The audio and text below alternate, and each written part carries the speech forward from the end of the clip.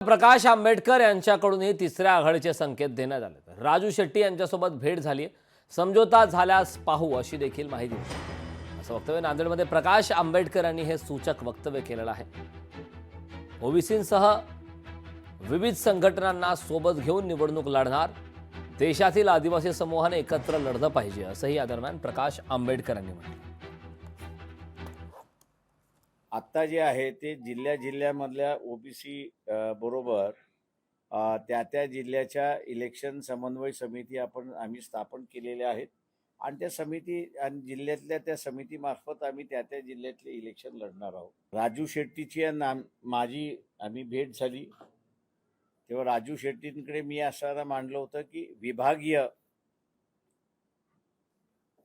समझोते झाले तर ते अधिक टिकाऊ होतील आणि त्याच्यामध्ये एकत्रपणा येईल अशी असणारी परिस्थिती आहे। तेव्हा राजू शेट्टी कसं रिस्पॉन्ड करतात त्याच्याकडे आम्ही असं पाहणार आहोत।